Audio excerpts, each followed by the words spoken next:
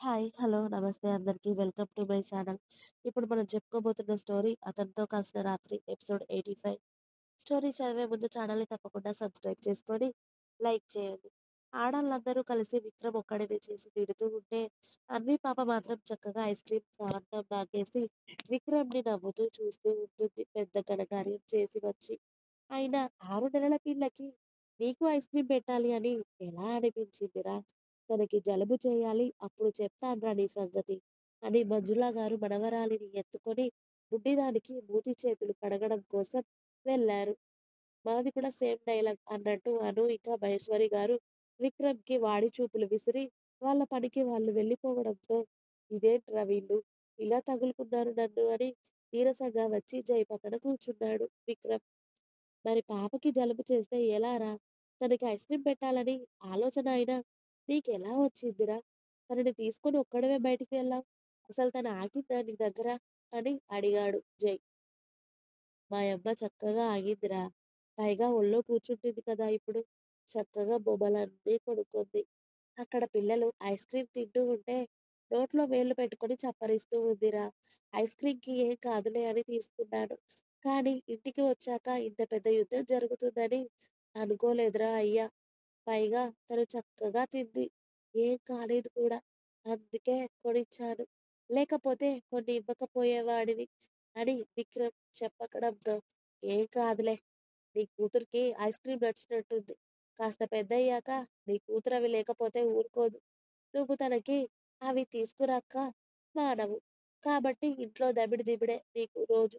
కాబట్టి అలవాటు చేసుకోరా ఇప్పటి నుండే అని ఒక ఉచిత సలహా విక్రమ్ మొహాన పారేశాడు జై. అంతే అంటావారా? అని అడిగాడు విక్రమ్ నీరసంగా. అంతే అంతేరా బాబు!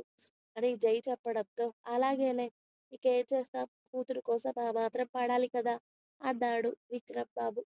బుజ్జిదాన్ని చక్కగా ఫ్రెష్ చేయించి, మళ్ళీ వేరే డ్రెస్‌లో తీసుకువచ్చారు మంజుల గారు. పైగా అన్నప్రాసన అనుకున్నాం కదరా! ఇంకో వారం తర్వాత. అప్పుడు నీ కూతురికి అన్నం పెట్టకముందే ఐస్ క్రీములు అన్నీ తినిపిస్తున్నావా? అని విక్రమ్‌ని మళ్ళీ ఓ రౌండ్ వాయించి మొదలుపెట్టారు మంజుల గారు. అన్వి పాప మాత్రం చక్కగా కడుపులో ఐస్ క్రీమ్ పడడంతో కాసేపు అందరి దగ్గర ఆడేసి, మళ్ళీ ఆకలవ్వడంతో వాళ్ళ అమ్మ కోసం వెతుక్కోవడం మొదలుపెట్టింది ఇల్లంతా చూస్తూ.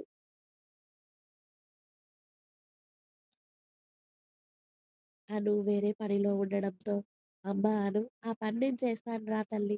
నీ కూతురికి ఆకలవుతుంది అనుకుంటా. పడుకోబెడుదువు గానిరా" అని మంజుల గారు పిలవగానే, "ఆ! అత్తయ్య వస్తున్నా" అని అత్తగారి దగ్గర నుండి కూతుర్ని తీసుకొని వాళ్ళ రూమ్‌కి వెళ్లారు తల్లి కూతుర్లు. అలాగే వాళ్ళ వెనకే విక్రమ్ కూడా. కాస్త ఇంట్లో పనుల వలన నడుము నొప్పి లేస్తూ ఉంటే, కూతుర్ని బెడ్‌పై వేసి తను కూడా కూతురు పక్కన పడుకొని పాపకి పాలు పడుతూ ఉంటే, వెనకే వచ్చిన విక్రమ్ ఏంటే అందరూ కలిసి వాయించి వదిలిపెట్టారు నన్ను. పాపం మొత్తం ఎంత చక్కగా తినేసిందో తెలుసా ఐస్ క్రీమ్. నన్ను తింటే మీరందరూ కూడా నన్ను తిడుతున్నారు తెలుసా? అన్నాడు విక్రమ్ ఏమీ ఎరగని వాడిలా. అవునులేండి. కూతురికి 6 నెలల్లో ఐస్ క్రీమ్ పెట్టిన తండ్రిగా మీరు చరిత్రలోకి ఎక్కుతారు. అసలంత చిన్నగా ఉన్నప్పుడు ఎవరైనా పెడతారా? మీ కూతురికేమైనా అవ్వాలి. అప్పుడు చెప్తాను తండ్రి కూతుర్ల సంగతి.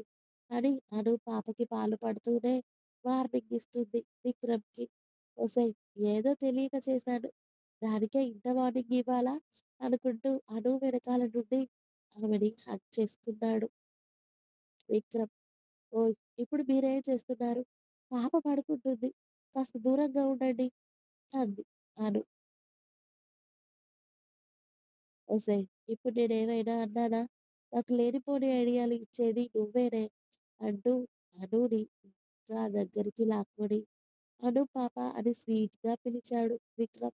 ఏంటి విక్రమ్ గారు అంత తీయగా పిలుస్తున్నారు మీరు? అంది అను. మరేమో ఆ! మరేమో అని అన్ను వెన్ను మీద ముగ్గులు వేస్తూ ఉంటే, మీరు కాస్త ముగ్గులు ఆపేసి విషయమేంటో చెప్తారా విక్రమ్ గారు? అని అడిగింది అను. అరె! నేనెంత ఫీల్ అవుతూ చెప్తున్నానే, మధ్యలోనే చెడగొట్టేస్తావు నా ఫీలింగ్‌ని. కాసేపు ఆగరాదు?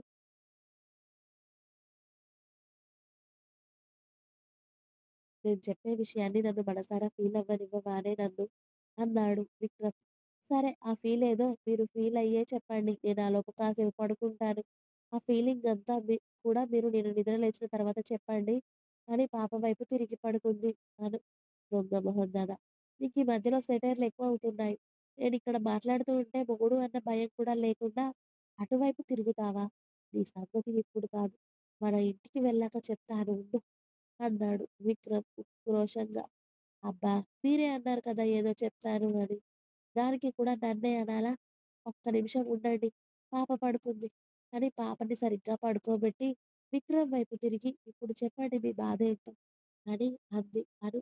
నువ్వేనే నా బాధ అసలు. దగ్గరికి రానిస్తున్నావా నన్ను? అప్పుడెప్పుడో సెకండ్ నైట్ అయ్యింది. మళ్ళీ నన్ను సరిగ్గా దగ్గరికి రానివ్వట్లేదు నువ్వు. ఇలా అయితే అన్వి పాపకి తమ్ముడెప్పుడు వస్తాడే? అని గారాలు పట్టడం స్టార్ట్ చేశాడు విక్రమ్.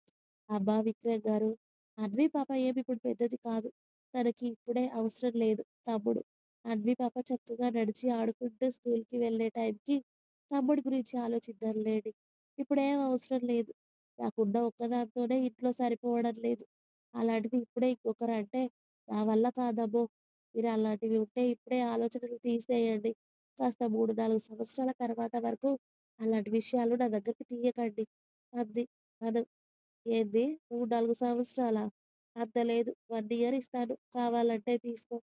ఆ తర్వాత అన్వి పాపకి ఖచ్చితంగా తమ్ముడు రావాల్సిందే, కావాల్సిందే. లేకపోతే బావుండదు చెప్తున్నాను. ఇక్కడ 3, 4 సంవత్సరాలు ఎవ్వడు ఆగలేడు అన్నాడు విక్రమ్. మీకేంటి? మీరేమైనా మోస్తున్నారా? నా ఇబ్బందేం తెలుస్తుంది? మోసేది, కనేది నేనే కదా! ఇబ్బంది నాకే కదా! అలాంటప్పుడు కాస్త గ్యాప్ ఇస్తే ఏమవుతుంది? అని అంది. అను. ఇస్తున్నాను కదా సంవత్సరం గ్యాప్. పండగ చేసుకో. ఆలోపు అప్పటి వరకు కాదు అన్నావంటే కొరుకుతా. ఏమనుకున్నావు? అని అను ముక్కు కొరుకుతూ ఇవాళ ఏమైనా ఛాన్స్ ఉందా బంగారం మనకిక్కడ? అని అను మీదకి మెల్లిగా చేరుతూ ఉన్నాడు విక్రమ్. ఛాన్స్ లేదు, ఏం లేదు. ఏమైనా ఉంటే మనం ఇంటికి వెళ్ళాక పాప పడుకుంది. పైగా బయట అందరూ చుట్టాలు ఉన్నారు. మీ వేషాలు మానుకొని కాసేపు పడుకోండి. నేను కూడా కాసేపు పడుకుంటాను అంది అను. ఎప్పుడైనా వెళ్ళు వెళ్ళు అనడమే కానీ, ఒక్కసారైనా రమ్మని పిలిచావంటే నీ మొహానికి ఎప్పుడు చూడు దూరం దూరం అని అంటూ అలాగే ఉండు ఇంకా.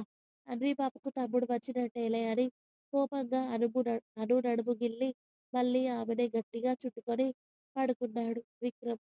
అబ్బా! ఈ కోపానికైతే తక్కువ లేదు అసలే అని భర్తని ముద్దుగా కసురుకుంటూ విక్రమ్‌ని ఆమె కౌగిట్లో దాచేసుకొని హాయిగా నిద్రపోయింది అను. అను నిద్రపోయాక కూతురి కోసం విక్రమ్ నిద్రపోకుండా భార్యని, కూతుర్ని గదిపేశాడు. భార్యని, కూతుర్ని చూస్తూ గడిపేశాడు. కూతురు లేస్తే భార్య నిద్ర డిస్టర్బ్ అవుతుంది అని ఇద్దరికీ కాపలా ఉన్నాడు. ఇంకా ఉంది. మీకు నా స్టోరీస్ నచ్చినట్టయితే ప్లీజ్ లైక్ చేయండి, షేర్ చేయండి. అలాగే ఛానెల్‌ని తప్పకుండా సబ్స్క్రైబ్ చేసుకోండి. Thanks for watching my video. By by. Please like, share and subscribe.